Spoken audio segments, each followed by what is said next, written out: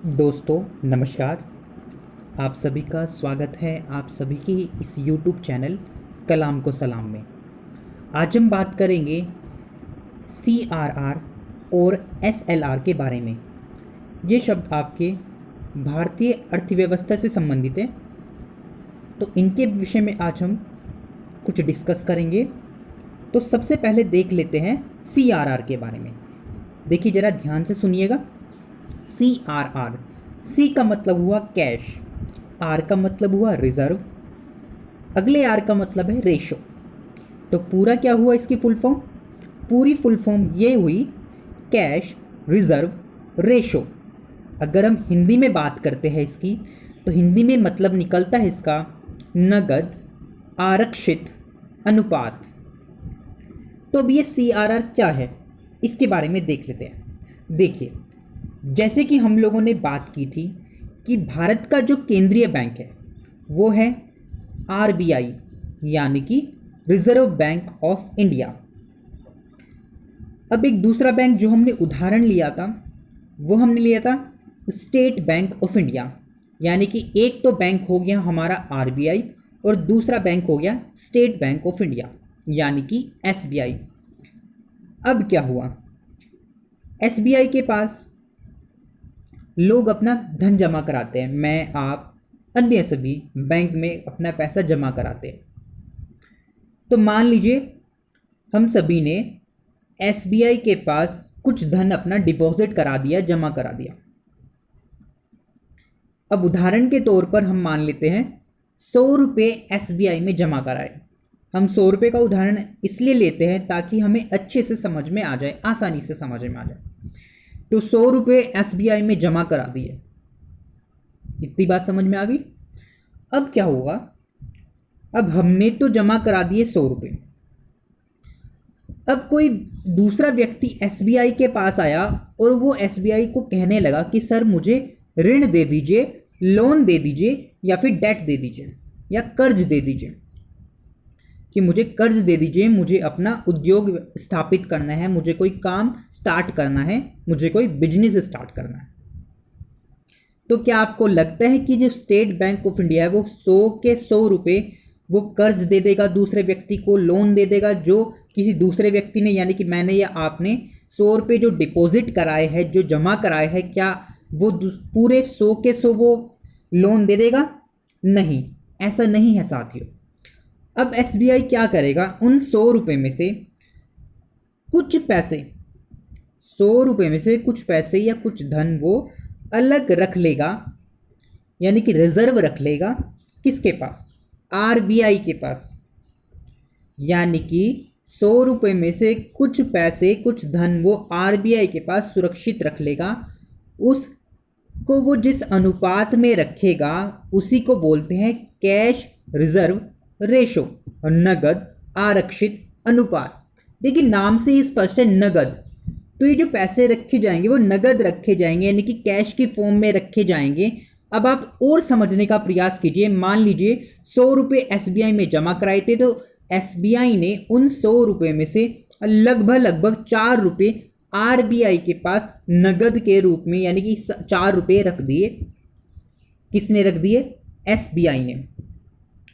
तो ये जो 4 रुपये रखे हैं, ये जिस अनुपात में रखे हैं वही आपका होता है कैश रिजर्व रेशो, या फिर आप सरल शब्दों में कह सकते हैं वो जो 4 रुपये रखे हैं वही आपका कैश रिजर्व रेशो के अनुपात में रखा हुआ है। आई होप आपको CRR के बारे में समझ में आया होगा।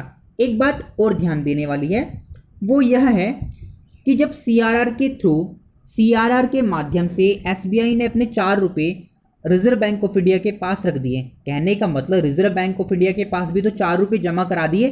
तो जब हम बैंक के पास पैसे जमा कराते हैं तो वो हमें क्या देता है? ब्याज देता है। लेकिन CRR की कंडीशन में ये ब्याज बैंकों को नहीं मिलता है। कहने का तात्पर्य यह है कि जब आप CRR के थ्रू कुछ रकम RBI के पास रखते हैं, बैंक जब CRR के माध्यम से कुछ धन RBI के पास रिजर्व रखते हैं, तो RBI उस पर कोई ब्याज नहीं देता है। और साथ ही साथ एक बात जो ध्यान देने वाली है, जो 4 रुपये रखे हैं RBI के पास, उनको कभी भी बैंक लोन पर नहीं दे सकता है।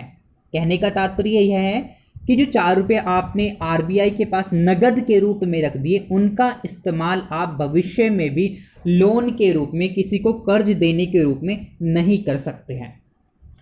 तो ये तो हुआ आपका कैश रिजर्व रेशो, जो आपको रिजर्व बैंक ऑफ इंडिया के पास बैंकों को सुरक्षित रखना पड़ता है। ध्यान दीजिएगा, रिजर्व बैंक ऑफ इंडिया के पास रखना है और कैश के रूप में। तो ये हुआ आपका कैश रिजर्व रेशो। और जो वर्तमान में जो कैश रिजर्व रेशो की जो रेट चल रही है, मतलब कि जो दर चल रही है, वो आपका 4% है। जैसे कि मैंने आपको बताया था कि 100 रुपये में से 4 रुपये आरबीआई के पास रिजर्व रखने पड़ते हैं। वो जो 4 रुपये है वो यानी कि 4% वर्तमान में यह दर चल रही है। मैं उम्मीद करता हूं कि अब आपको CRR यानी कि नगद आरक्षित अनुपात के विषय में समझ में आ गया होगा। अब बात करते हैं SLR के बारे में। देखिए, S का मतलब होता है स्टैट्यूटरी और L का मतलब होता है लिक्विडिटी और R का मतलब होता है रेशो, यानी कि स्टैट्यूटरी लिक्विडिटी रेशो।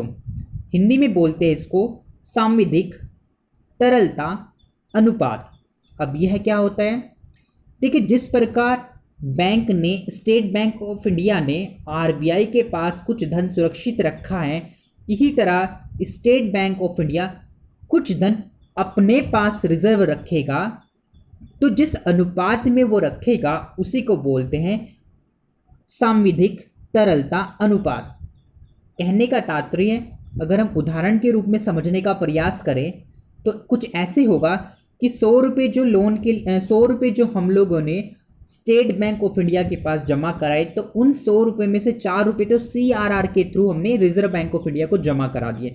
बचे 18, माफ़ कीजिएगा, उन 100 रुपये में से हमने 18 रुपये हमने क्या किए, 18 रुपये अपने ही पास सुरक्षित रख लिए। यानी कि 4 तो दे दिए हमने किसको, रिजर्व बैंक ऑफ इंडिया को। बचे कितने आपके? बचे शेष 96 रुपीज़।